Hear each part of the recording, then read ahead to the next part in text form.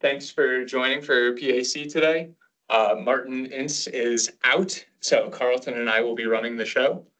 Matt is also not going to make it today. So it looks like we're all here and ready to get underway.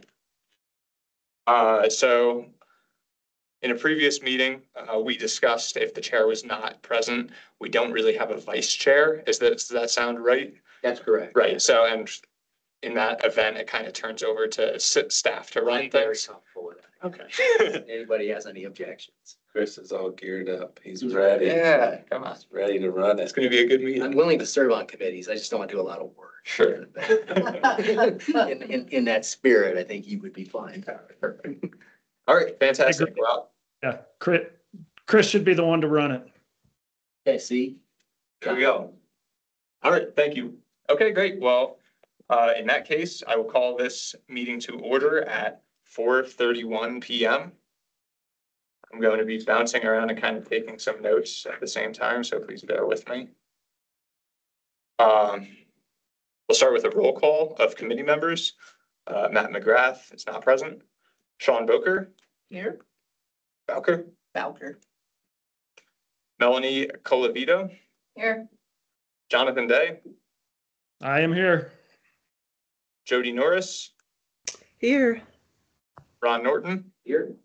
Great. And we have one vacancy at this time. City staff, it looks like it's myself and Carlton Johnson. I don't believe that I'm seeing anybody else joining online.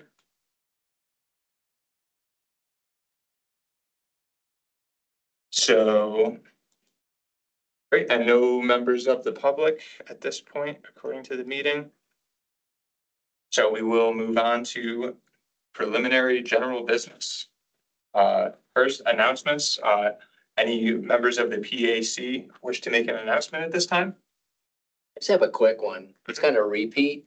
Over by where they built the new, it's called it's over by Whole Foods. They built a new student housing area.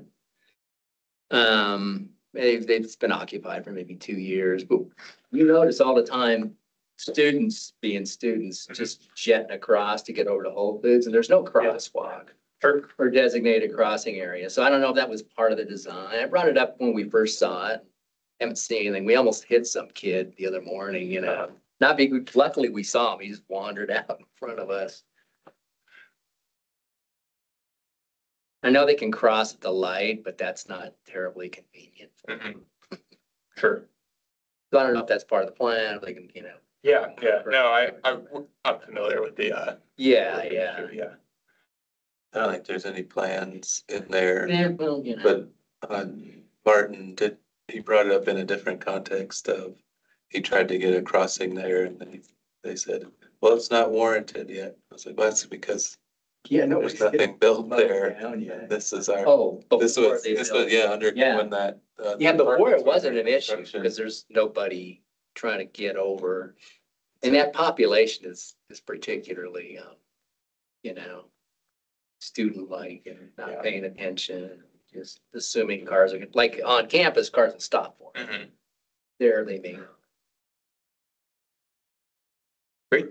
Gonna working towards some crossing warrant reevaluation stuff, so. Just a simple cross. Well, I mean, something simple, I think at least would funnel them to an area and they likely wouldn't use it, but still at least, you know, something. As a matter of just education for me, NAU versus the city, how does that work as far as pedestrian safety, et cetera? So Like on campus, streets? I suppose that, I guess how I would start answering that question is NAU has its own set of codes and policies for how they, like, I guess they're their own jurisdiction over their roadways and pathways. And we may have had discussion, I think it comes up with the BAC quite a bit, but there's differences in how bikes and other micro mobility options are treated differently in the city versus on campus. And that's something that we are kind of working through to kind of tease out what the differences are, especially one of the big things that we talk about around that is e-scooters and riding on the sidewalk and bikes on the sidewalk, that sort of business, but I guess, yeah, there are some differences. Okay, Is there? thank you. Yeah, Well, the big issue I have is just the e-scooters primarily, when I drive through campus every day. And, Sprayed, yeah. I know it's taken my life, taken their life in my hands because, I mean, I was driving down Pine Knoll one evening and I was getting ready to turn left into a parking lot and an e-scooter came past me on the street on my left side. I had no idea he was there and I almost took him out. yeah, And I'm like, I can't help this. Like, there's nothing I can do to Yeah. prevent killing somebody when they're doing something like that. yeah, yeah. Yeah, I know NAU is in the process of updating their codes and standards related to micromobility, and they're getting ready to publish a pamphlet on how to use their facilities and what is legal versus what is illegal. When that becomes available, it's something that we could share, but it also comes down to enforcement, on Mhm. campus. And the NAUPD is very Yeah. understaffed. Yeah, these days. and beyond enforcement, it comes down to education. Education. Yeah. Yeah, I worked at a university for 30 years and it seemed like, and things did change as the years went on, but it seemed like once you got a group trained up, then The next end of the semester, so you were starting from scratch. So it was like this cycle, but it was a combination of enforcement, education, and infrastructure that encouraged them to do the right thing. Yeah. To be the best. Good, thank you. Thank you. Anything else from the PAC? I just wanted to introduce myself since I'm not sure if this is the appropriate time, but Absolutely. I'm Melanie Colavito. I'm new on the PAC. I think my first meeting would have been the September meeting, but I wasn't here, so apologies. Here now, I am a Flagstaff native, so been here a long time, left for a little bit, but I work at the Ecological Restoration Institute on campus. So just wanted to say hi, excited to be here. Welcome. Hi, I'm new too. Hello. That's right, you guys came in together, right? Yeah. Yeah, Okay. so last meeting was my first meeting. So. Nice to meet you. Great, thank you. Anything else from the PAC or staff? All right, not seeing anything. We'll move to public comment. Is there any public comment at this time? I see Shelby has joined us.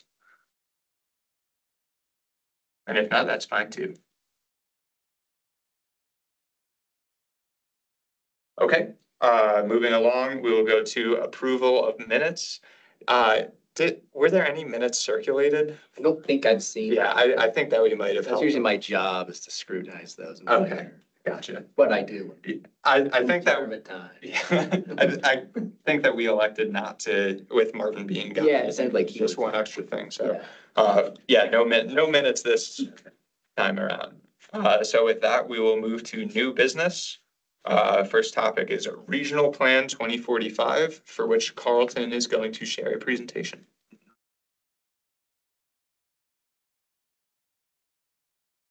Plug in your computer and take over, does that work? Yeah, that's fine. Let's see, yeah, go for it. Okay, you know how to drive, you can get it. A lot going on.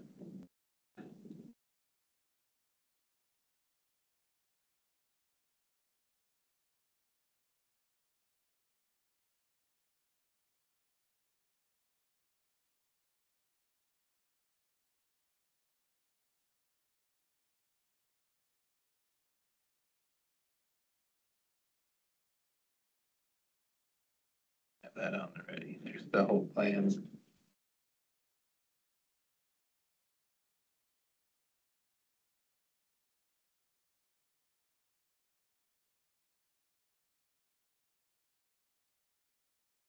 I think you just have to share the screen also.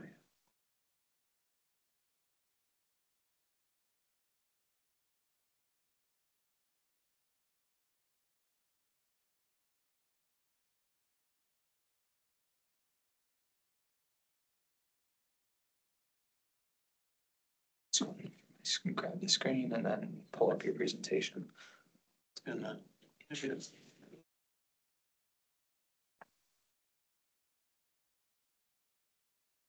think this makes the notes work better for me. I need the notes because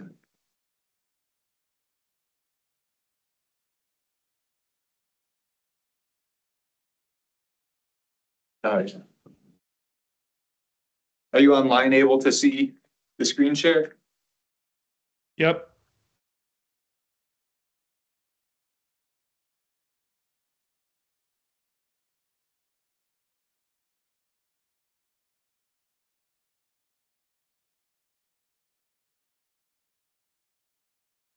You just make sure that I actually did it.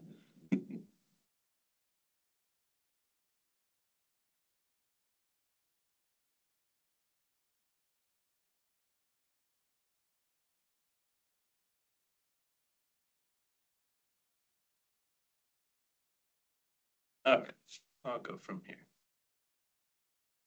The regional plan update for 2045 is underway. I am kind of subbing for Sarah Dector. They have a series of meetings this week. We were at the transportation one, for example, last night. And they have another one going tonight. So I'll go over this stuff. Was closer to my job on a previous iteration of working at the city. So pretty comfortable with the topic, but I don't have all the history, certainly not all the history on this plan that Sarah would have. Go through with what I can. We are at where that star is, so a lot has already happened right now. In that phase 2, went through a lot of scenario planning to find out different outcomes at the citywide level. So that was a big piece of it. Gone through a few of the other things and the review draft coming there.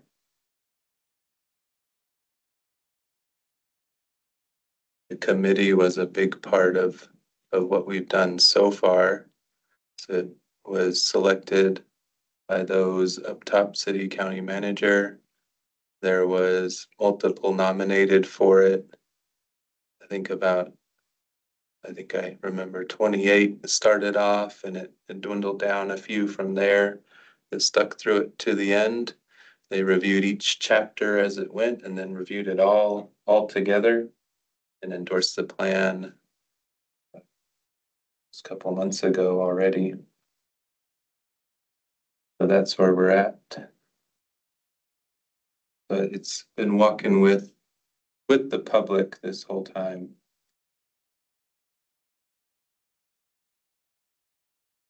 We are right now in the 60-day public review. So along with this committee, almost every other commission is being kind of prompted to look it over, going over a few of the highlights, which we'll do in this chat right now.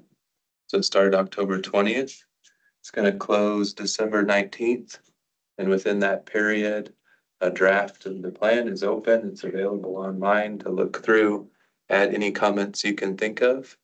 Right now, we are within that community workshop level. Last night was transportation.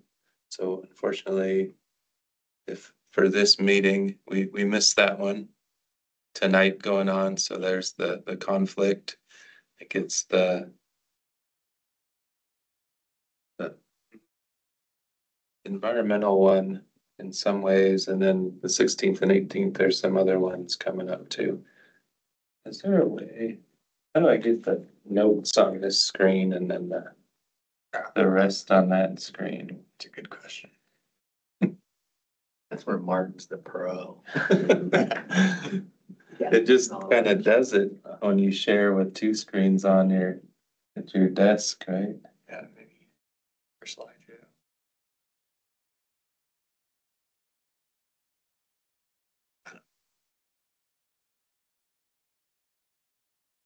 No, that's not it. I've been that way before.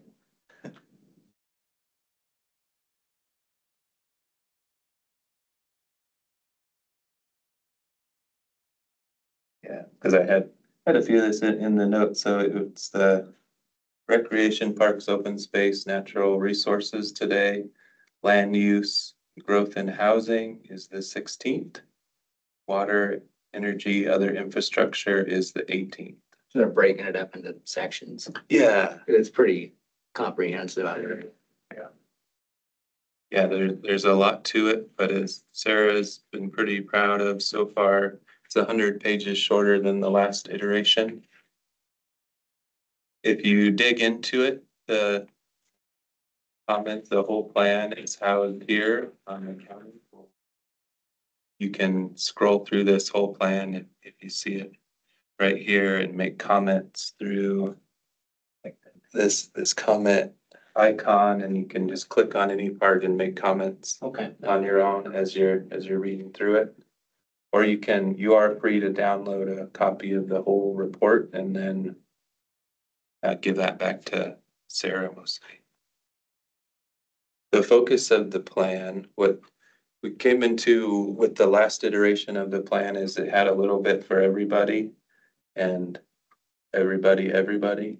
So there were a lot of goals and policies, some of them, well, maybe not directly conflicting, or the intent certainly wasn't to conflict. You could certainly argue a counterpoint by pointing to any other policy all over that. So this one's trying to focus that a bit more with 5 top priorities that guide almost everything here. So these are them. I think this was collaboratively created with that committee and it has been guiding the writing of the plan and all the policies kind of from here.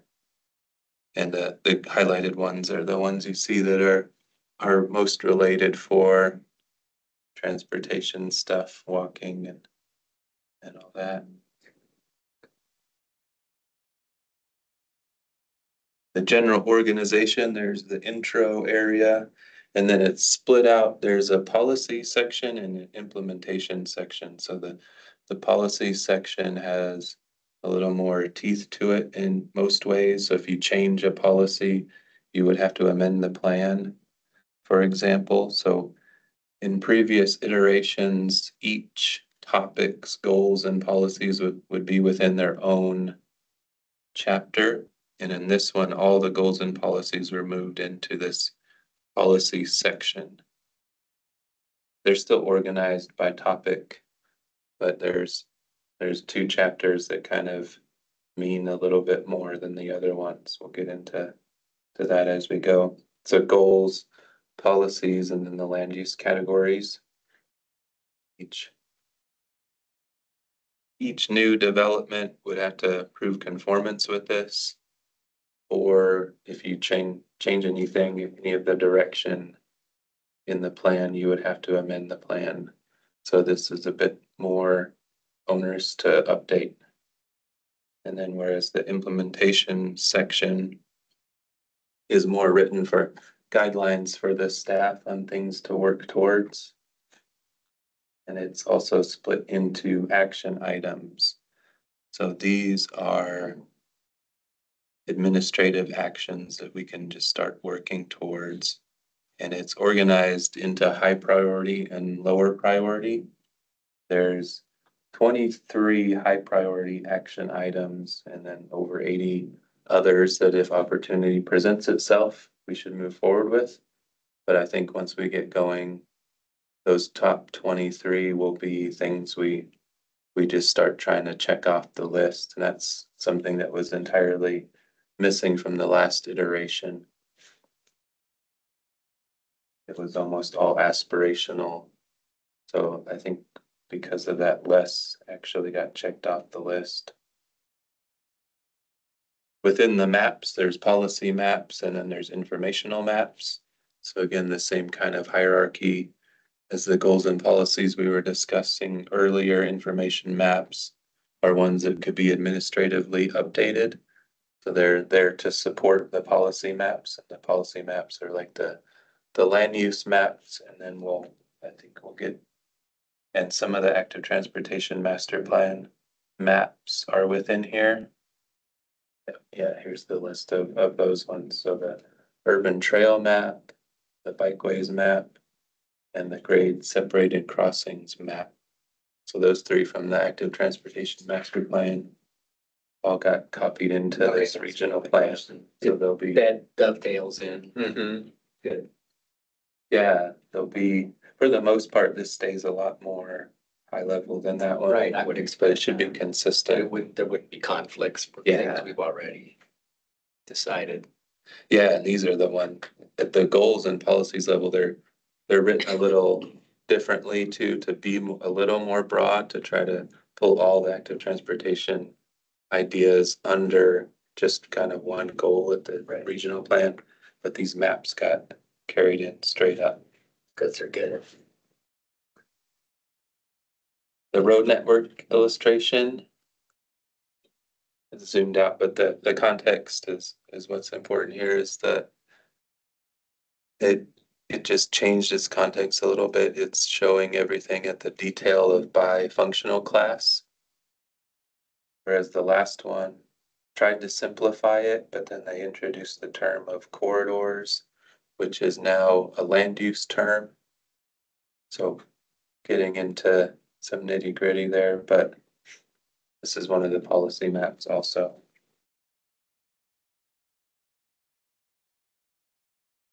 Here's the future growth illustration showing for the whole regional plan area, the metro plan area, which it overlaps with here. Some of the colors, like the orange.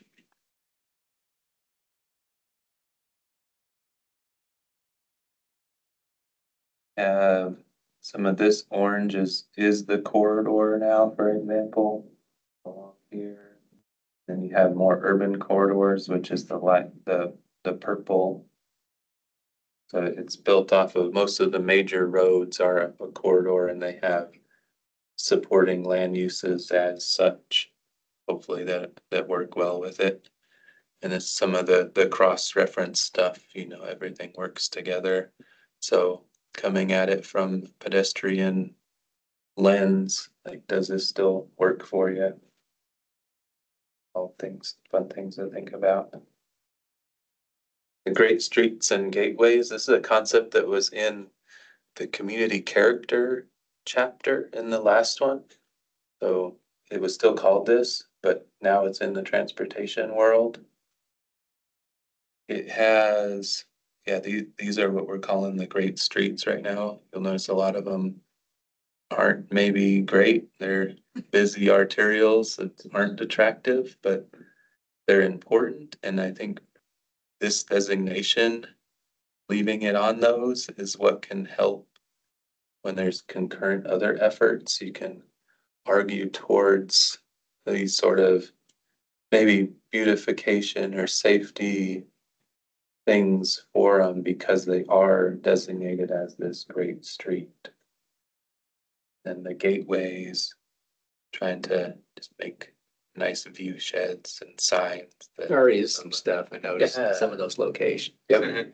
Exactly. Yeah, I know there was a plan. They weren't just randomly plopped down Yeah. there. Probably seen that big, like, what, Flagstaff, I don't know, welcome to Flagstaff. Yeah, there's several, Right, yeah. right. There- Smart, Yeah. yeah, I like that.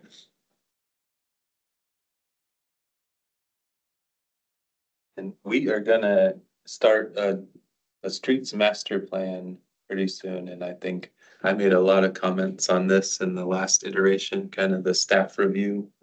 And most of those got kicked towards, let's think that through really hard and get it just right in the upcoming streets master plan, which is kicking off mostly with Chris so far interviewing everyone in the city.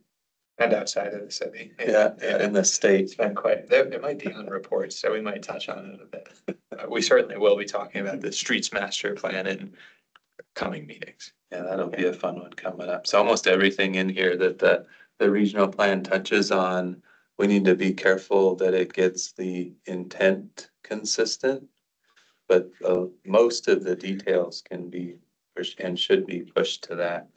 So we'll think through that way, but we don't want anything to conflict with this regional plan either, but all the details can wait.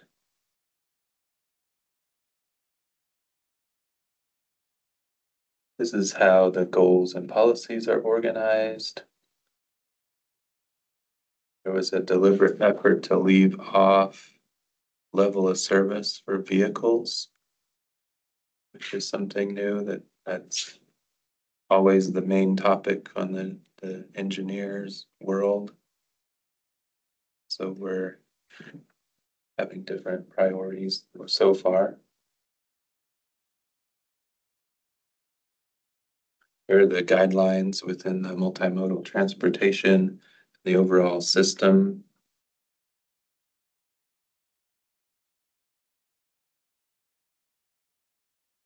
Just a lot of different efforts here trying to work towards anything.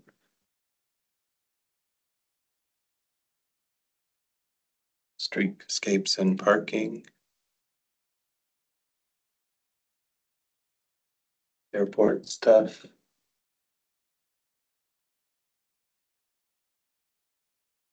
Here are those, remember those highest priority ones. These are the three within the transportation goals and policies. So we have basically on-street parking, trying to rethink that in relation to the winter parking ordinance. That's in relation, connects to a lot of things like infill development and potentially rethinking some of the on-site parking. Requirements, Yeah, so allowing more of that to spill into the streets. That's only an available option if you can do it overnight. So, and some of the Pier City research that was found of other snowy areas, 28 of the 30 had less restrictive winter parking ordinances than us. So they do things like alternate sides of the street. There's a lot of strategies you can get and still get the roads pretty clear. But still stuff to think about of how's it work with how you interact with the sidewalk and all of that and or in the long run, does it protect curb cuts because you don't have so many on-site parking lots that you have to pass through? Streets master plan, touched on that a little bit. Rural transit service, that's trying to get that out of the city limits a bit more. Those are the high priority ones. There's 10 or 15 more lower priority to review if you get back to it. Sarah has this, I think, just to show complications. I think she just likes that part of it. It shows the interrelatedness of everything. So we're looking at transportation. Certainly connects to land use, connects to cost, everything else. Here's a couple images that I've gone through. There's some of the visions for kind of a before and after, trying to get creative and use all the tools available on the multimodal approaches here. That's just one high level example.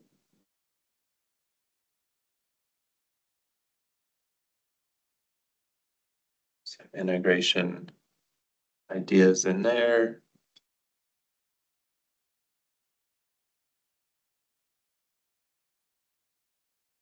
Access points into recreation. I think something Martin talks about a lot of times is we don't have to drive to trailheads all the time, or we shouldn't have to plan around that. Access always, yeah, and get to it in many other ways.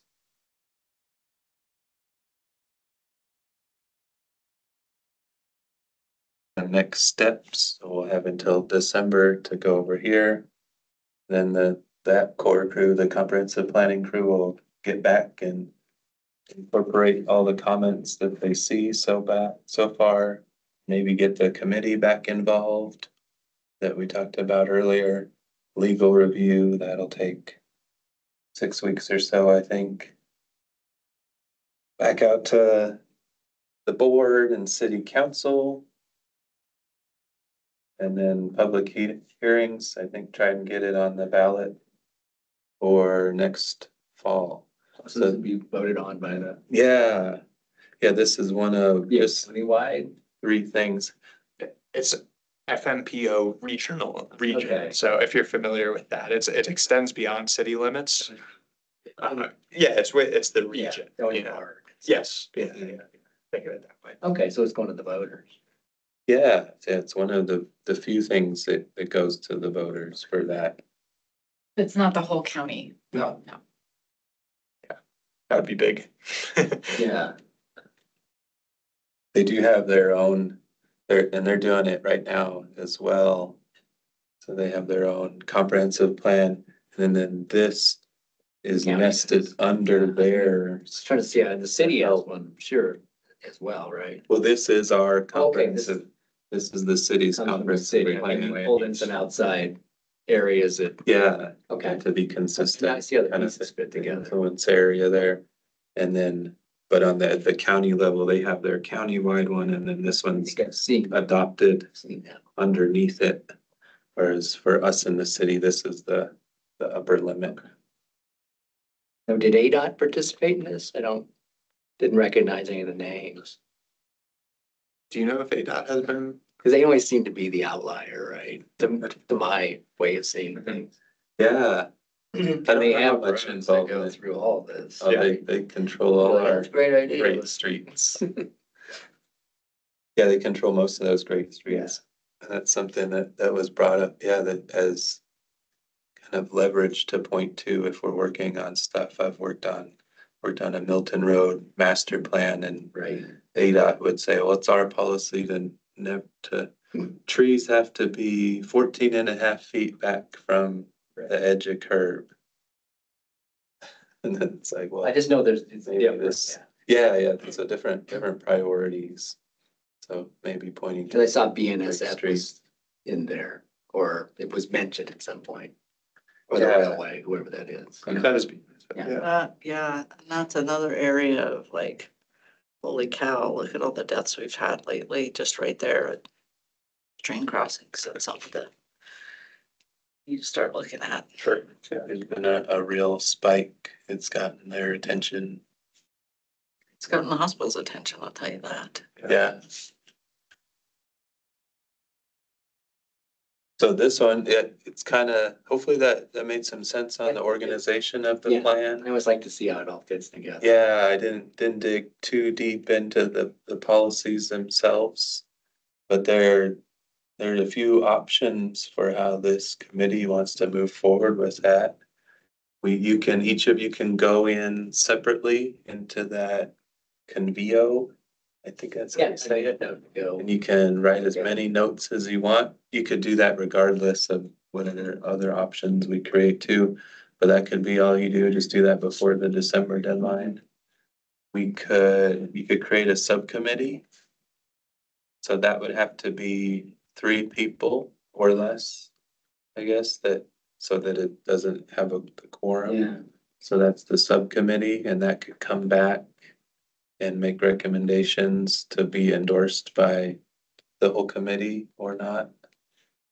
Or you could do it as a full group, so that would need a quorum. And you could meet again and create your own list of recommendations, however you want to go through it, but you have to commit to 3 or less or 4 or over on those two. As long as it's options. consistent with the active transportation management plan. I'm good. I'll make comments as a private person. But I think. Yeah, that's perfectly fine if If there was like a conflict, I'd be like, hey, wait a second, but it seems like they're adopting a lot of that, or Sure. the higher level policies do not conflict with those. Yeah, It's great. this went to BAC last week, and ultimately it's to decide how this committee wants to provide their comments during the 60-day review period. So if y'all decide, you can you can just follow like the hyperlinks that are in the agenda and do the individual like make comments on your own. You can also decide to formulate a subcommittee or to have another or to kick it to a meeting where it's a formal agenda and we have a quorum. However, when is the deadline for, when does the 60-day window close? 19th of next month. Yeah, I think so. We would meet before. Yeah, yeah. Yep.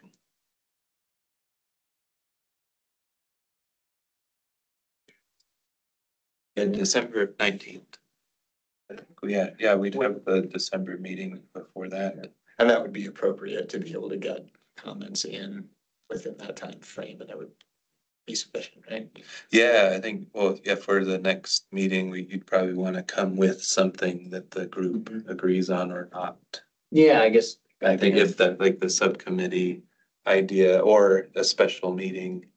As long as everything in Ideas that working. that active transportation management plan, I thought really did a great job. Sure. So this is, if this was in conflict, like, hey, then I'd be a little more concerned. It sounds like it's not. Yeah, they're working to. It's great, yeah. Continuity among plans is a big focus as we. Sure, so there's a lot. Yeah, there's a lot of I've seen. things, yeah, and We we're, haven't seen much. that's gonna be a factor in our streets master plan as well, and everything that comes, so. Yeah, ultimately, does anybody have any particular feelings as to how PAC wants to make their comments? Or it could be an individual subcommittee or an official Yeah, meeting. ambivalent, yeah. I know I'll do it individually, that's, but I would agree with Ron that we just do our own private comments. It seems like it's been difficult to sometimes get a quorum with this group, and doing a meeting within the next month, there's Thanksgiving, there's all kinds of things coming up, at least for me personally. So I would plan on just doing personal input on it. I'm good with that too. Great. If we're comfortable with that, then that's perfectly a good way to move. I'll show you, this, I think, one of the hyperlinks in the agenda will take you right here. found it already. And you can just start scrolling through the plan, clicking on the different chapters. So the chapters right in here.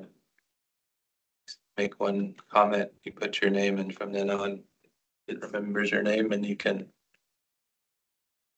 Have at it. lead it up, yeah. Lead all over it with your red lines. I guess I have one question. Is there any benefit or, I mean, it doesn't count as like extra input if the PAC provides a unified comment, right? I mean, it doesn't carry extra weight. Is that correct? Not officially. Yeah. We're really not trying to move the needle one way or the other. Looks like it's moving forward. Yeah, ultimately, this is the presentation that Sarah put Yeah. together, and these are the options that they're Right. comfortable with. So, yeah, leaving it up to the committee to decide how they wish to make comments. I think master plans in general are great. So the fact that we're even doing one that includes outlying communities, that fits in with, the active transportation management plan is way better than I've seen in other places where I've lived and worked. So, yeah. Yeah, it's the 20-year land use plan, which is the push to get it finished and voted on by 2025. Okay. Less. Yeah. Great. Anything else, Carl? No, that's it for that. Any more discussion on the regional plans? We're happy to, if you have general questions too while you're looking through. Okay, yeah, You can reach out. Or emails. Yes. I just have so much to catch up on. Like, I've been new to this, I'm in the dark, so I don't know what is in the active transportation plan. I don't know what's in You this. sound like me when I first got like, well, how's this work? Yeah, well, But I do like the fact that they're integrating Yeah, the right. plans a lot more. I love that because you're right. Yeah, you should take a look at the active transportation management because it covers everything we would discuss here and then some. And it's got priorities and goals. Yeah. It meshes well with this, so it's. I would say that this is a great place to start. This is certainly at the top of our planning pyramid, and everything kind of trickles out of it. And within the first couple of pages of this, there's a great representation of the planning pyramid and where the regional plan sits and where all of the other plans, including the ATMP and our future streets master plan, fall into the equation. So this is a great place to start. Okay. Yeah. Good. I need a starting place. I feel like I'm just wading in hip deep and I'm gonna be over my head very quickly. All right. Good on the regional plan?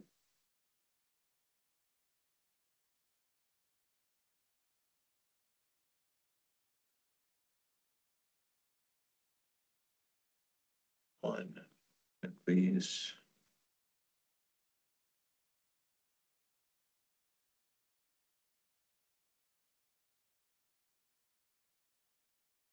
Okay. Moving on to old business, PAC appointments and reappointments. So some of you may remember from a previous meeting, we've had a few appointments in recent history. Two of our new appointees are sitting with us. As of right now, there is one vacancy and one upcoming vacancy. In our last round of review of applicants, there was one that was left over after you two joined, Jay Wellman. And it was indicated in a previous meeting that PAC would be comfortable giving Jay Wellman the next spot that shows up. Does that sound Yes. familiar? And Martin led us that way with his. Oh, he did. Okay, right. You're all on this email. Yeah, Reading. I think I. Okay, great. Yeah, it's Okay. exactly as you said. Great. So if we're comfortable moving forward with Jay for this spot and then consideration of an upcoming vacancy on a future agenda, Yes. I think that could be a I good. like the way you laid that out, yeah. Because we have already spoken about that, and so Jay's fine. Sure. And it's Okay. actually the Transportation Commission. Commission that does it. Yeah. Yes, yeah. So if that's how we decide to go forward, Jay will likely get recommended at for a seat on the PAC at our next Transportation Commission meeting, which was December 2nd, I believe, or first Wednesday in December. And then in a future meeting, we can discuss our other vacancy or upcoming vacancy, and that could go to the February Transportation Commission or a later one. But is there any more, I didn't mean to hijack that whole section, but is there any more discussion related to that? Okay. Something we need to vote on? Or? Yeah, I believe it It is. sounds like so. Yes, I believe it is. So is there a motion? Well, I'll make a motion that Jay, what's his last name? Wellman. Jay Wellman be recommended to the Transportation Commission for a seat on the Pedestrian Advisory Committee. Second? Second.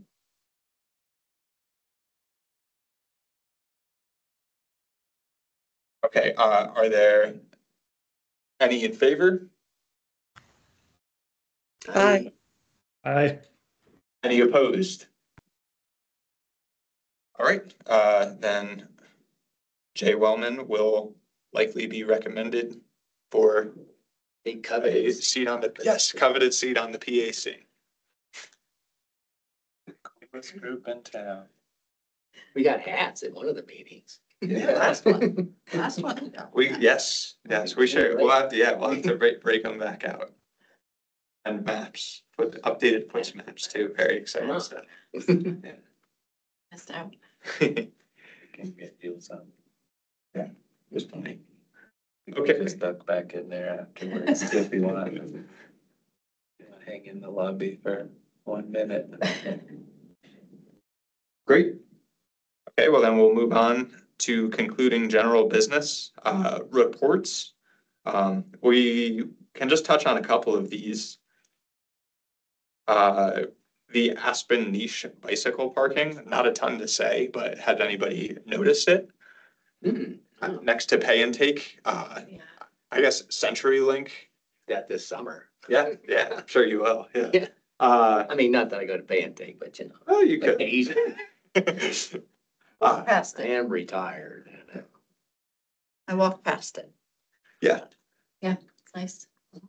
Yeah, not a whole lot to dive into, but Like to walk down there and check it out. yeah. I think it's like 98% finished. There might be like one or two things that they double back on, but ultimately it was a pretty highly desirable space for bike parking. And there were some issues with how people were parking bikes in the past. I guess even a lot like hanging their bikes from trees and locking it in. Trees are usually. Yeah. Plan B, Yeah. So cool little project.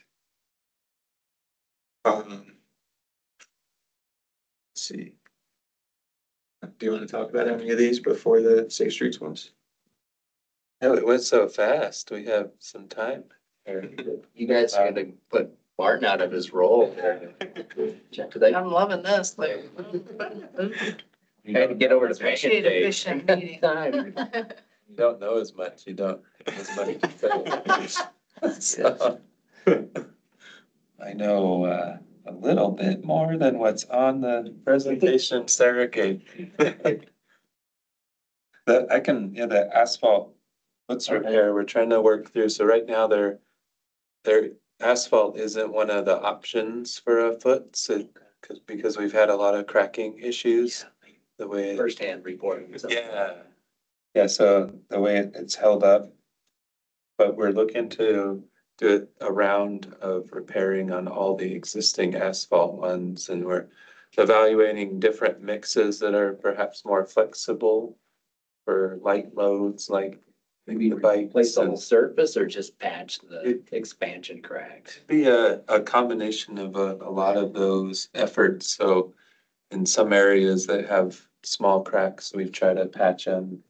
And then in areas with larger cracks, I think we'd fill and do a mill off the top inch and then overlay fresh asphalt. And then in areas that have a ton of cracks all over, what we did, it's been 10 years already now, the foots that parallels Pulliam coming south of That's the there. one I'm specifically thinking of. Yeah. Cracks They're Oh, consistent, yeah.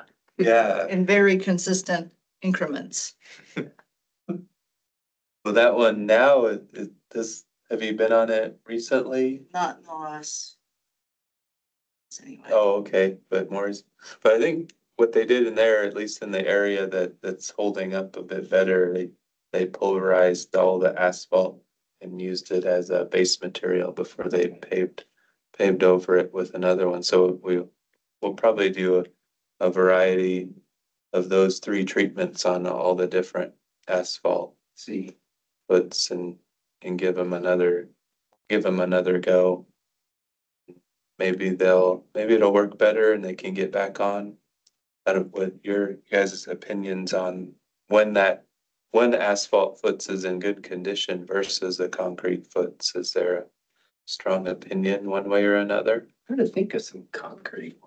I mean, other than The like one along Route Route 66. 66 is the only one I I would would think think of. I ride that a lot. It's in good shape. Yeah, the asphalt ones just don't. Yeah, the they ones just I take a ride is beating. Parallel Lone Tree and they're rough. Yeah, that's one on the They've list. got a big, I lost a bike light actually, it just bounced off. So, that was probably, I didn't put it on right, but it's like, be really careful when you're riding that. So I'll just ride the dirt foots, when I can, but if I'm stuck on that one, it's always bone jarring. It's just a little like less comfortable to run or like walk on cement sometimes. So I don't know, it's nice having Softer surface. softer surface, I but like the gravel, really, that's the best surface, it's the cheapest. I know it doesn't work in some of those areas, but. Are you referring to asphalt? asphalt In is some applications. preferable for Yeah. like running over Sure. cement. Yeah, no, I certainly see that, and yeah, it is. Yeah. The one interesting thing that I've heard about this is with asphalt, roads stay in better shape because they're constantly getting worked by the vehicles that are driving over them and the heavy loads, but the concrete or the foot trails out don't get that. Yeah, And it's not that's enough why weight. they seem to fail sooner. So yeah, I guess that's why some of these newer methods that are being explored. They got a better base, yeah. Get into it larger base, more flexible than just normal road asphalt. Well, any effort. We'll is see what appreciated, works. Something. And if somebody's paying attention. Yeah. I think that's key. Yeah, pay It's like, attention hey, afterwards. it's just like, oh, it's time to repave these. Like, well, Yeah, we can be back here in 10 years. yeah. Fill it in after just 3 years if there's little cracks before. instead of Before waiting they really 15 till totally they're, fail. till they eat your whole tire. And I've seen some sinkholes, some areas where it's just like. Yeah, there's all Yeah. kinds of weird. It's a lot going That on. whole Failure back tire's gonna come up over your head if you hit that hole. Uh-huh. Yeah, And I'm glad they're that's doing moving something. forward. That's encouraging. I'm happy to talk about the Safe Streets. Yeah, sure, jump in, cool. Okay, Safe Streets for All, couple of projects related to that. First one is Butler Avenue Complete Streets conversion. I know we've talked about this before a bit, but I'll give the elevator pitch of this project because it's important and we have some newer members. So Safe Streets for All, you'll hear that a lot. And it's this federal grant program managed by Federal Highways Administration Association, FHWA. And ultimately it's to you can apply for planning dollars. So it's grant funding available so that cities or jurisdictions can develop planning efforts, or you can apply for implementation dollars, which means you can actually you can design your projects and you can build them. That you can actually build with implementation dollars. Implementation is much harder to apply for and be awarded. And in 2023, the city of Flagstaff, in combination with the MPO Metro Plan, applied for $9.6 million of grant funding to rebuild Butler Avenue from Milton Road to Sawmill with a complete street vision. And ultimately, the city was awarded that money. So the city matches 20% of the 80%, which is 9.6 for a $12.4 million project. And that is moving forward, which is very exciting. As of the latest updates, Capital Improvements is getting ready. They're the project managers. They're getting ready to get the first consultant on board, to begin completing the environmental clearance, which is the first step. The grant agreement is in place, and we can start charging against the grant award now. So it's underway, which is very exciting. And anticipated construction beginning potentially fall of next year would begin with maybe utility relocations that may be necessary. Realistically, that would be 25, 26, maybe 27, like open complete, right? Maybe. But yeah, it has to be done within 5 years of grant initiation, which happened in December. So it's on the way. Great. Yeah. And it ultimately moves the bike lane off of Butler Avenue and raises it to the same. It extends the sidewalk to generally an 11-foot wide sidewalk. And approximately half of it is for two-way pedestrian traffic. And then there's a bike lane that's one way and that exists on the north and south sides of the street. Also being built through that are 3 protected intersections, one at Butler and Beaver, one at San Francisco and Butler, and one at Sawmill and Butler. And the Lone Tree overpass project will build a protected intersection at Lone Tree and Butler. So there's some very good continuity along the corridor as far as protected intersections. And the last piece is the enhanced crossing at Humphreys. So that's a rapid flashing beacon crossing. So you can press the button and it starts flashing and you can cross. That is getting enhanced to make the flashing lights more conspicuous. Early thoughts on that are putting a mast arm over travel lanes instead of them being on the sides. And then a similar crossing, which the design is not settled with, is being added at O'Leary as well. So a lot on the way with that project. Much better. Yeah. Using the existing space. Yeah. Yeah. But largely, yeah. There's we have 15% design plans completed for it. Those will be expanded upon shortly. And the initial, initial 15% plans recommend or illustrate possibilities of two very small right-of-way acquisitions. Yeah, His backyard. yeah, and there's workarounds for them too, and it's like a small slice next to a gas station and something else, so, yeah. Exciting project. Another Safe Streets for All grant funded project is the Safe Streets Master Plan, which we were talking about earlier. The city had budgeted in its capital improvements plan budget $500,000 to formulate its transportation master plan in the next couple of years. With recommendation from Metro Plan and capitalizing on a ridiculous amount of funding available for planning through Safe Streets for All, we decided to apply to use our $500,000 as the 20% match and get more money for this work. So that equates to a $2.7 million project, which was awarded. And that's what we're moving forward with. So it's a big project. It's a big effort. Ultimately, formulating the transportation master plan should be a mechanism to bridge the goals and policies of the regional plan with the actual on-the-ground implementation of our facilities. Should streamline development. There's a lot of goals around it. And we will, I'm sure that it'll be back to this committee many times. Yeah. You want to do anything else from this list?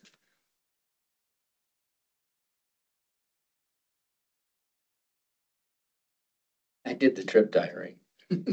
Yeah, you were. It was a little complicated, but I did it, yeah. It was a cold day. I was gonna ride my bike, but I was like, nope, I'm gonna.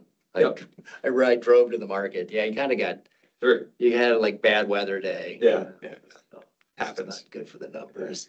And you were honest too. Yeah, I could, because the next day I did ride. I drove to the market. I was like, ah. Sure. Yeah. It's tempting. Like I rode every other day. Yeah. I did walk to the mailbox and called it a recreational hike or something like that. That was a little liberal, but. 0, I was 0, walking, 4 miles. yeah. It's a long ways away to the farm mailbox. Another thing we've teamed up with Metro Plan on is safe routes to school. That one we have a consultant on board, Nelson Nygaard and they're working up a proposal. So they gave us their qualifications and they were selected for it. So we're gonna get a proposal from them on the cost. So it's gonna center around trying to create a way for buses to turn left from Basis School, to turn left back out onto Forest. That's one piece of it. So that they can, keep serving Basis and stay on time with their routes. The other piece, so the Mountain Line is a partner on that as well. And the pieces the city will be the main partner on is just a suite of things around Knowles. So where Butler zips past there at 40 miles an hour, we'll evaluate crossings and sidewalk improvements and a few other things. So don't know exactly what it'll be yet, but we'll dig into, those are our ideas so far. And the other one is pretty exciting. We've expanded it to be kind of all the Northeast schools. So from Mount Eldon Middle School all the way over to Coconino and down 4th Street corridor a bit as well, of some sort of comprehensive plan for all those corridors that make accessing all the schools in that area safer. So we can tie it to that. So we can do more than just yes or no on a crossing location. Like this might have the potential to rethink cross sections and all kinds of stuff through there. It could be a big project. So that one's just getting going. Jump into that, the details of that soon. And Kim Austin will probably, I think that these Metro Plan items will live on this report section, and she the next time that she attends will. Provides an update. Yeah. Let's say campaign, that's the one we were just talking about with her. I was wrapping back to the education on don't get run over if you're on a scooter in NAU. Wonder if we could combine some NAU stuff with Safe People campaign. That would be lovely. I'll bring it up. I will just tell you that we're seeing a lot of scooter injuries Yeah, and not insignificant, like really bad head injuries. I don't see them wearing helmets. I Right. see them. Right? Dude, I anecdotally would thought like, there's gotta be, and I have a friend who's an ER doc and he said, oh yeah, we've seen a bunch over the last. Usually he said they're middle-aged adults, you know, or e-bikes. I was Mhm. asking about specifically, but Yeah, we're seeing a lot more students now. yeah, And it's too bad. well, even last, May? Yeah, or April. We have fatality on a scooter right there on, right in front of University Heights. Yeah, right on. People Beulah. like Mary. Yeah. Yeah. Oh, well, there was all that construction that was happening right there and that just confused everybody. Yeah, I'd be curious what their educational component is there. Cause I know many schools are different. When my kids went to UC Davis in the first week, you know, they make you follow the rules. And if you don't do it right, you get a ticket, or you get a warning, you get a ticket, and they just hit them hard. Yeah. And cause I went there some one weekend, I was breaking the rules. He's like, hey, you can't do that, you know? So that was a great approach. Sure. Just heavy education and enforcement. Yeah. And then they kind of let it, you know, Yeah. go from there. Yeah. And I don't know what they. It is. Yeah. You know, I know it's not quite that, you know, but No, I think that's a good point. I remember when like my bike route is across NAU from south to north, and when school, it was so nice over the summer, and then as soon as the do the minute same that thing, y'all cut people through. start, it's like, oh boy, You like gotta be on your game. you do, yeah. I just ride like a vehicle. It just seems to be safer out Yeah, there. yeah. Well, even on the bike path where the Yeah. there's this I think it's called the spine on Yeah. NAU where there's the center Yeah. two-way bike. Right, the center, yeah, And people just think that they can That's walk nuts, anywhere. yeah. and they walk right in front of you. Yeah. They're playing, I love when they're playing football, and they throw the ball like right past your face as you're riding your bike along. And you know, they Great. gotta do that. That's the thing. That's what college students do. So you gotta kind of build your plan to anticipate that. Yeah, yeah, Level yeah. of freedom and Yeah. not. Yeah. Oblivion. You know? Oblivion is the key word there. But they're there to learn. So that was what I would always say. Like, well, we're gonna help get them smarter in many ways. I think that's a really good idea. Maybe talk about that and add it into the Safe People Mhm. campaign. Yeah, Or see what they're doing and make sure that if there's something you can yeah, add or, you know, yeah, at least yeah. be consistent with. Yeah, that's definitely a worthy conversation. we were talking about different ways to navigate intersections on your bike, like at Butler and Beaver. There's the staging areas that you can wait Right. for if you're turning left, and or you show how to use those. That we were just spitballing in ideas. So Yeah. see if we can get it out to more viewers. It sounds like a couple of short clips are going to come out of the Safe People Metro Plan's Safe People campaign. Likely like how different modes interact was one of the topics, and then how to use specific infrastructure around the city. So to having a conversation about micromobility. Because there's a lot of new stuff getting deployed. Yeah. And so the first time I saw one of those turn boxes, and I ride bikes all that, Yeah. like, how does this work? Yeah. Wait a second, I already know what I want. It's like, oh. Yeah. This way. Yeah. So whoever wants to be an actor that takes out Martin on like a scooter or something like that, I'll pitch that. Gonna be the victim. Huh? Yeah, who's the actor volunteer gets to do that. That's funny.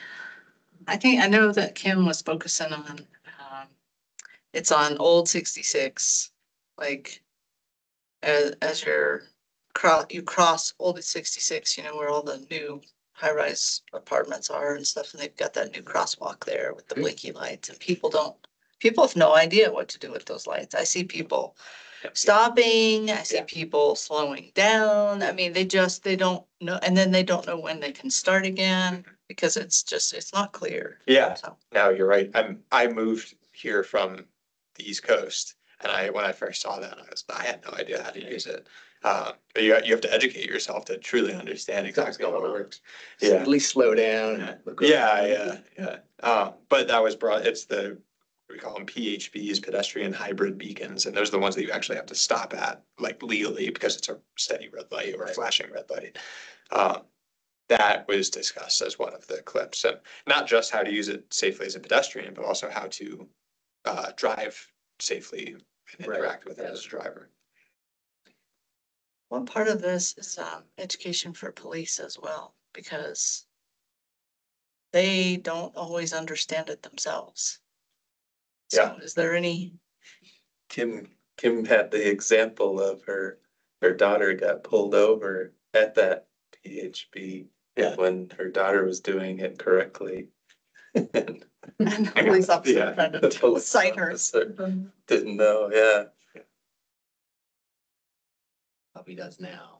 Yeah, probably does. Well, I'm sure At Kim, least I'm sure Kim pretty forcefully I educated. guess despite the fact that was somebody who's doing it right, I do like that they're trying to enforce some of this stuff, because I think a lot of it is they're strained for resources. Right. And so it's like, well, if they were out hitting, or I know I go by one of the elementary schools where there's police there all the time. The speed limit's 15. And it's like, you just know, if you go 16, you're probably gonna get pulled over. Yeah. So that level of Yeah. concentration, some of the other areas around the city would probably go a long way. Yeah, absolutely. And I really do like this idea of these clips that could be, that are publicly available for how to use these facilities, because, in the conversation of continuity as like how we go forward with designing our facilities, we want to have consistent safety measures across the city, so that whether you're pulling up to the PHB on West Route 66 or you're pulling up to the one that's on West Ave, like near Coconino High, you know how to act around that. It's not the newest one you just got, like, Yeah. oh, this is a different one. Yeah. Strobe lights. Yeah, or RFBs, the rapid flashing beacons, like if at one point you're told exactly how to use them, then you yield to pedestrians when they're flashing, and then you can proceed when. Yeah, if there's just informational signs. Yeah. Concise message. Yeah, so if people understand how to use them in one part of the city, it'll be more effective in another. So, That's good. and this certainly seems to be the direction that we're going, is, Well, the fact that we have enhanced crossing facilities, so. Yeah. Okay. Good on reports? Yeah. All right, anything before we move on to concluding announcements? Okay, concluding announcements. Couple of agenda items for the next meeting. Discussion of the 5-year capital plan, the updated City of Flagstaff crash report, and our PAC 2025 meeting schedule. All right, any other comments before we wrap up for today? Good. Good. Give us a good report We tomorrow. have to leave before it's over. All right, well, if there's nothing else from the PAC, we will adjourn the meeting at 5:39. Great. Thank you, Well done, everybody. guys. Yeah, thanks. Thanks. Thanks all. Thanks.